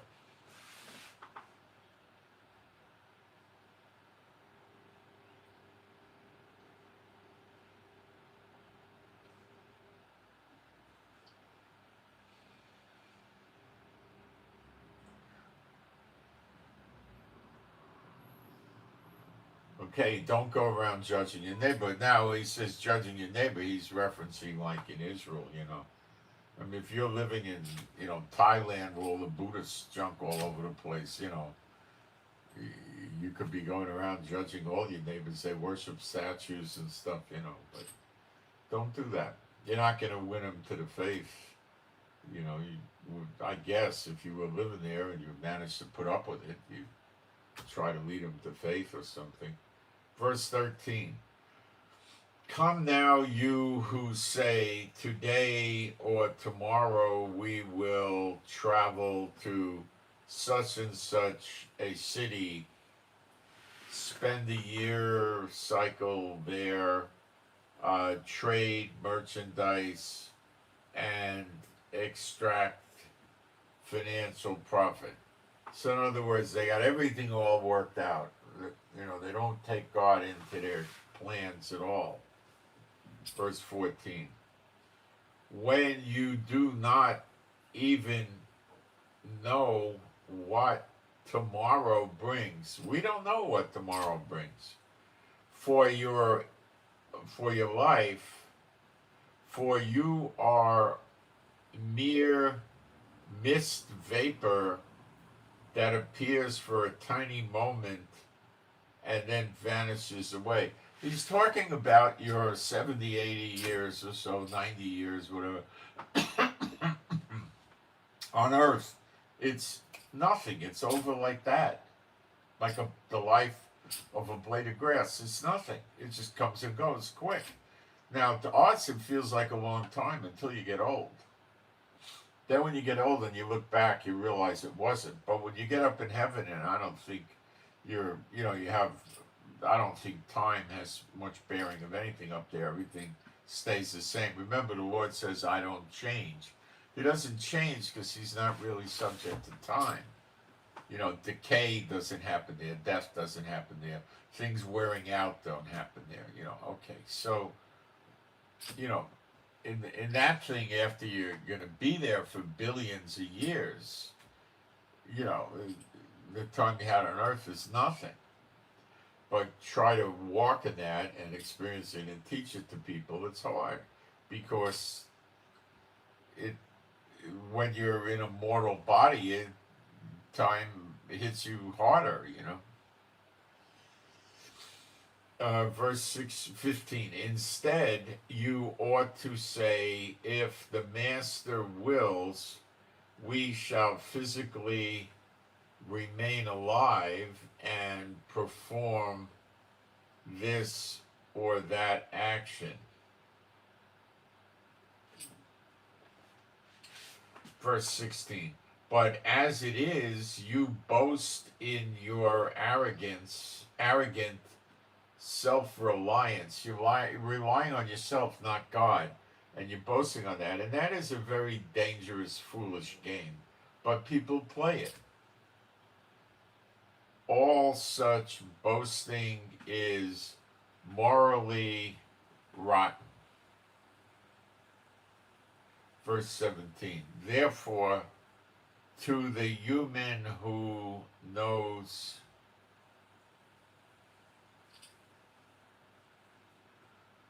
how to execute good work, the human who knows how to execute good work and fails to execute it, to him it is calculated as a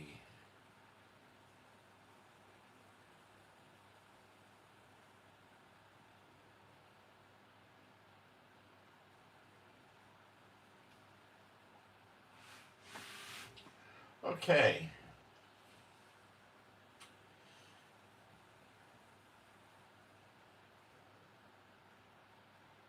So if you know to do good and you avoid doing good, that gets counted against you. You gotta get that down too.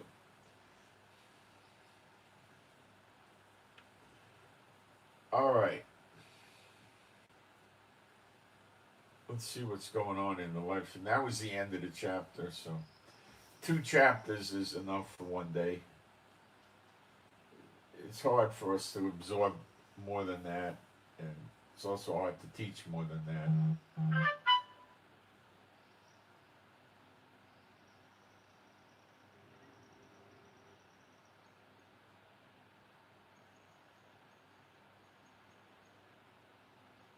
Somebody said key facilities, just a gut feel. I don't know.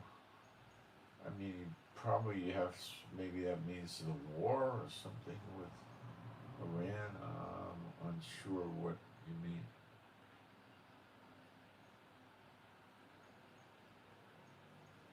Don't get it. Okay.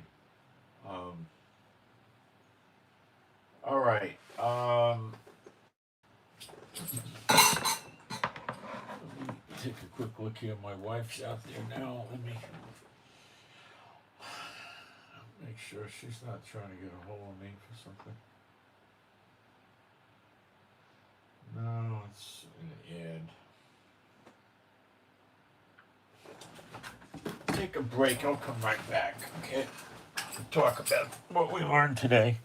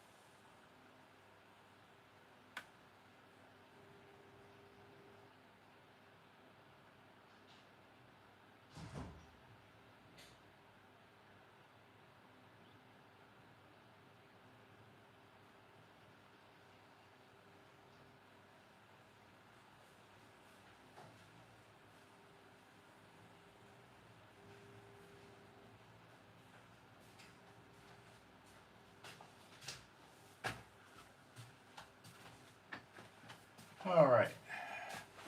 I want to address something again with Satan and this thing with the dragon. When I track the word down, it really leads to. Now I finished the Bible study. I'm going to grab myself a little snack. I haven't eaten yet. The It really leads to a snake, specifically an anaconda. And when you look at depictions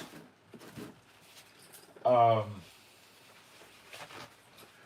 the world that it's a dragon that they put in decorations and stuff like that, it's really more of a snake than anything else.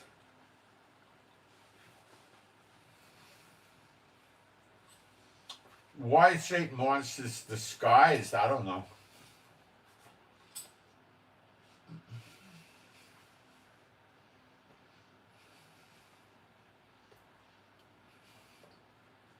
But he's like an anaconda. He'll get friendly with you and crush you to kill you. And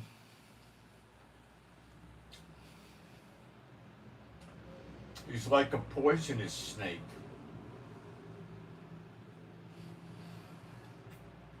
Because venom comes out of his mouth. Everything from his mouth is poison.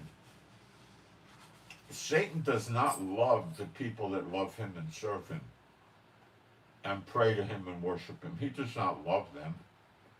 He just uses them. And he leads them astray because he wants to hurt God and that kind of thing. He's just an idiot.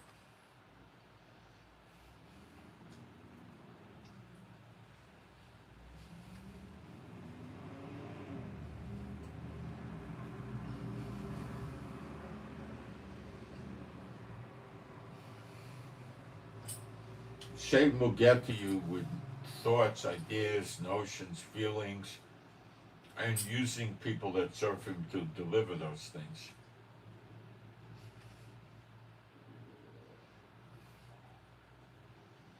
How many people do you know that got hit by a thunderbolt from Satan?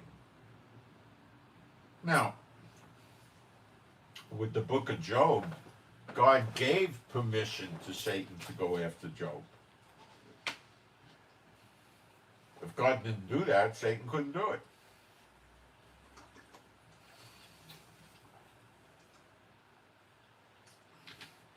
And it was over. God said he regretted doing it. He shouldn't have done it. And then he restored double to Job.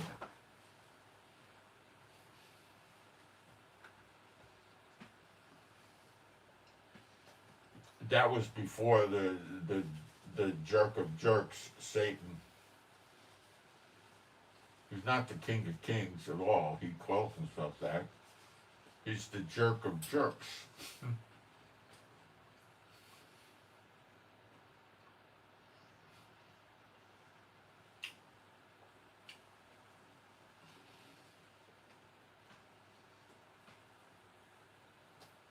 Nothing good from him. He's just rotten to the core. You see, he's the bad tree. Okay? He's the tree of death, you could say. Okay? And from a bad tree, no good comes. The same with the people that serve him. They become his children. They become like him, and no good comes out of them. They were bad trees, only evil. Now they'll run a con on you and make you think that they're your friend or something like that just to hurt you.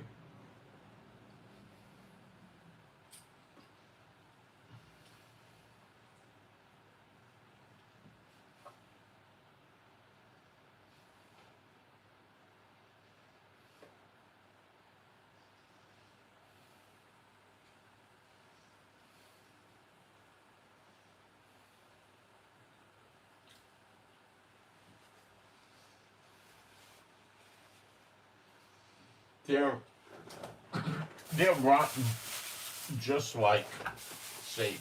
And you could be friends with them, you could be nice to them, you could help them, you could do all kinds of things like that, and they're still going to be rotten to you. because that's how they are. They're no good. They're never going to be good. Okay? Unless they get saved. They're just garbage. Somebody worshiping idols is different than somebody being a Satan bot. They're both in sin. They're both headed to the lake of fire, but they're different. The Persian worshiping a statue of Buddha and, burning incense to it, giving it, an apple or an orange or something as an offering. This is a foolish person that knows not where he's walking or what he's doing.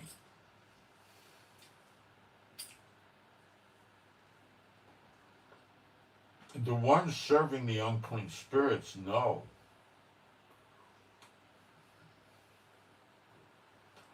Many, many years ago, I was in an office and I was listening to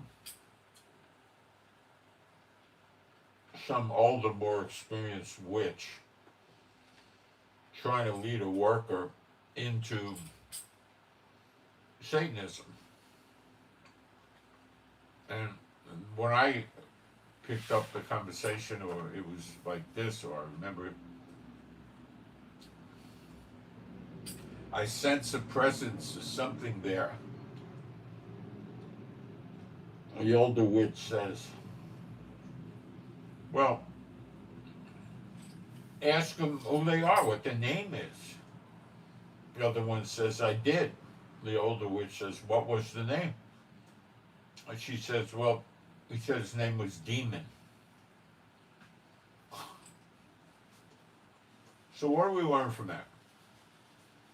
We learned that right away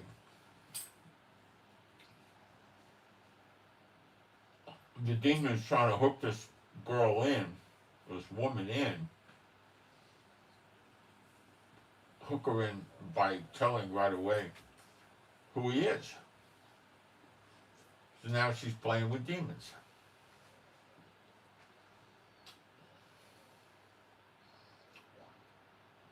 Anybody with a little common sense should understand that playing with demons is not a great idea, right?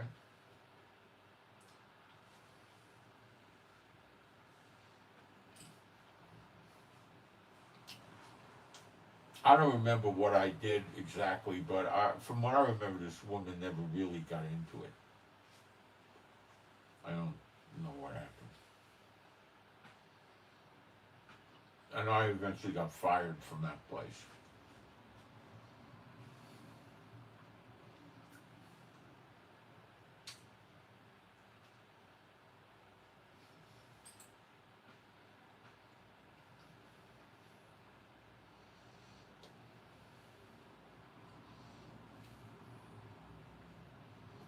People are dumb and stupid.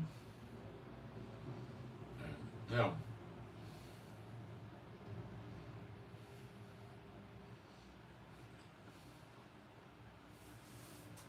they walk around prideful. Yet, they're deceived. They think they're serving gods. They're not.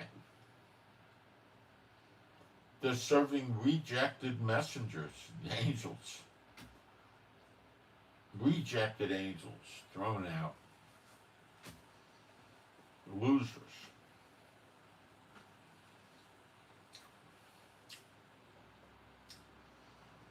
They're lost already. They're just waiting for sentencing.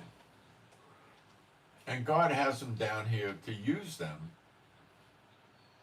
to test the people, drive the dross out of them, and, things like that.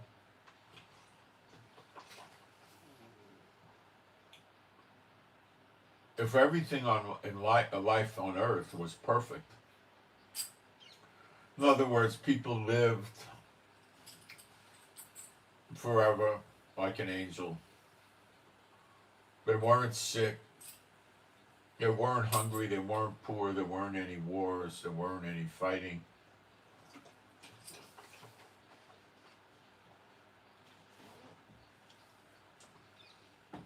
it would be different. Many people would not fall away. There'd be no reason. They would just be running around enjoying the luxury of living that way. Um,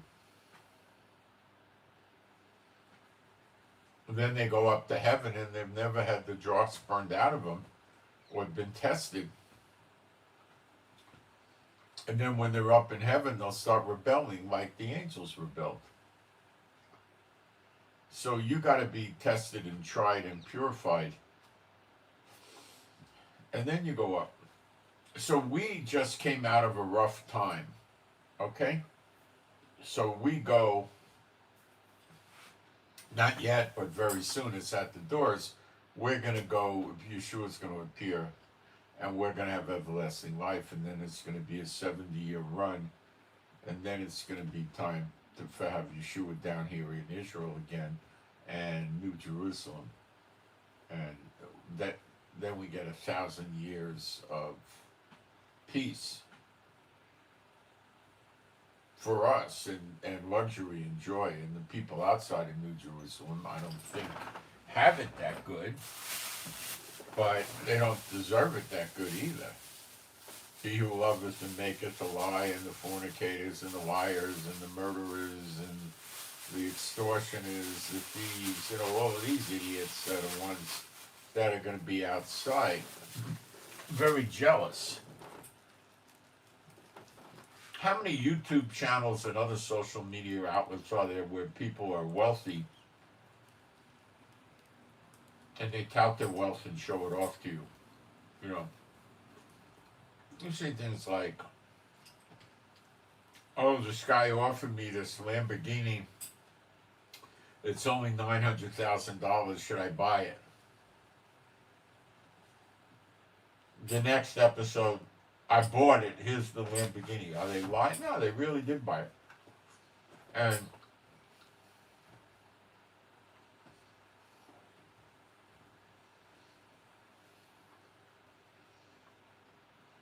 then they sell it.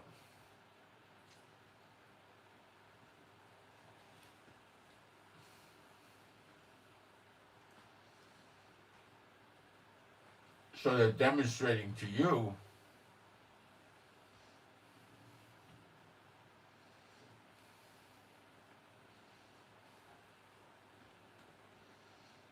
their great lifestyle and how wonderful things are because they have this Lamborghini, because they have a $150,000 wristwatch, because they have a house that costs $9 million,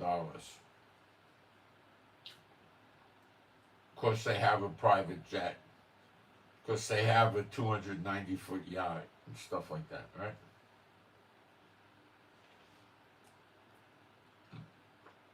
This is not happiness.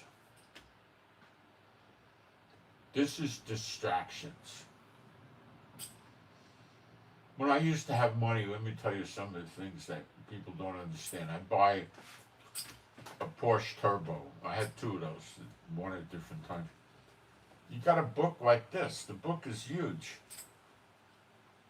I used to sit there and look at the book and just try to get enough out of it to make sure I could run the air conditioner and the heat and the radio, and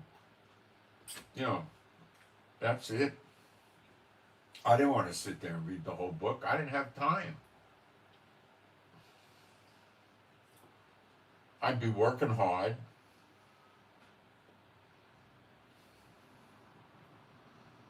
Then I would be going out to eat, which was my standard fare usually. Any place I wanted to go to, I'd go.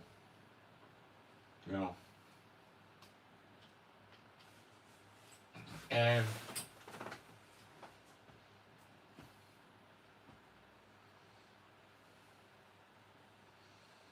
then I'd come home and I'd want to watch my big screen TV.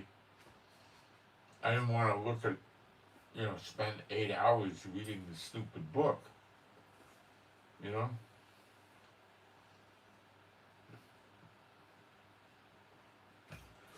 And when you buy stuff, you got to learn how to use it, You got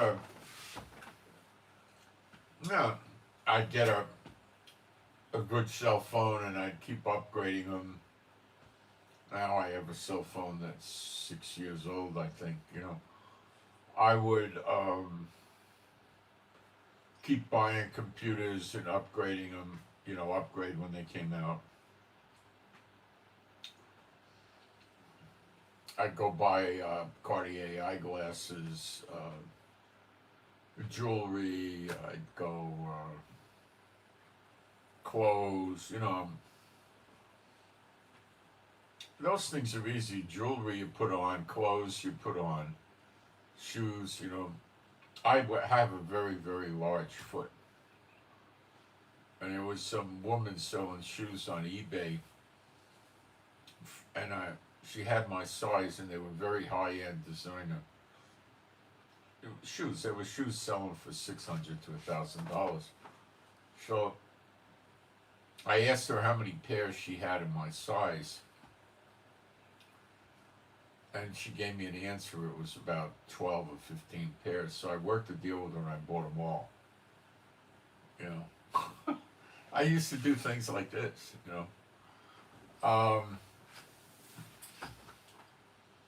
Travel. Whenever I wanted to go someplace, I'd go someplace. Would I go to Europe? Not much. Rarely.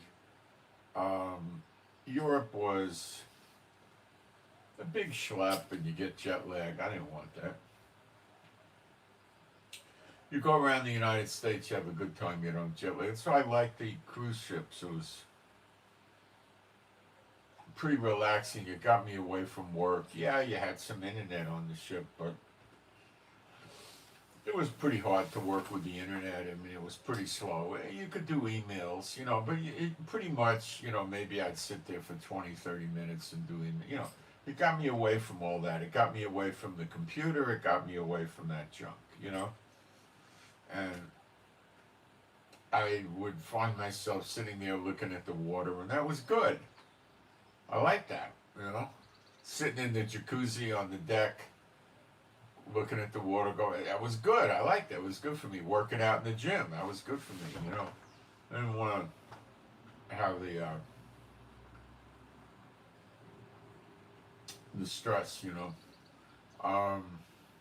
I was getting to the point where I was going to buy shares in these jets, the company with the jet. You buy shares and you get so many hours you could fly on the jet. I was close to buying that, and then I changed countries and I never did it. But I did buy a boat, but it was a little boat and I never used it. I bought the boat, and then I realized I don't know what I'm doing with a boat, and if I mess around with it, I could get in trouble. And it was a disaster economically. I got rid of it. I didn't like it. That wasn't for me.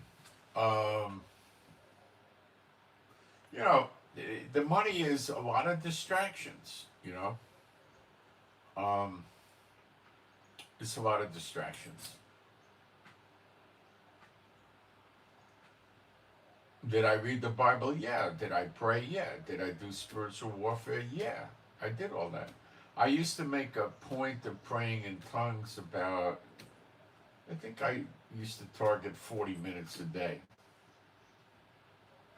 Sometimes I would take an exercise walk around the community and pray in the Spirit when I was doing that.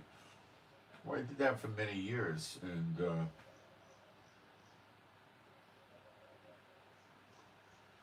worked. I mean, when I did that, life was pretty good usually, I had problems.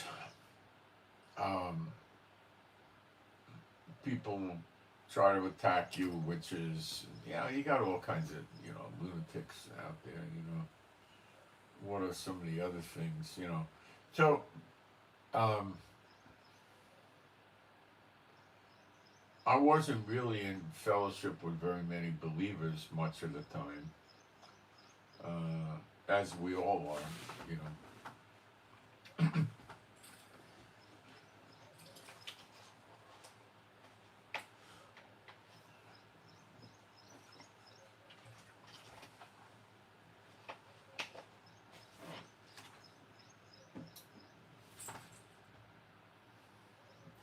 So let's get a prayer out for us. And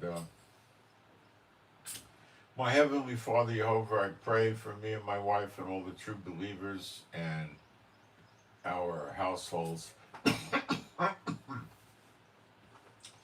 I pray that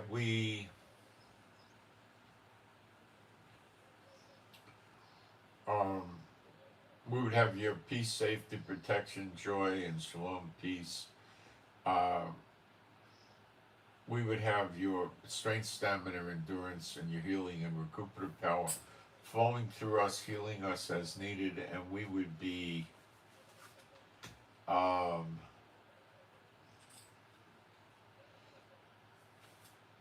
us and our animals and pets would be safe, secure, happy, healthy, and whole.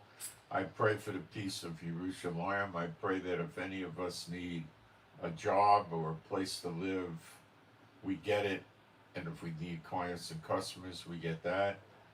And these things all would be good. And I pray we have adequate money and then some. And I pray I could do better videos, better translations, and we would all understand current events and the deceptions of the enemy and the nations better, and then we would understand the scriptures better. B'Shem Yeshua HaMashiach. You can agree with that. And I also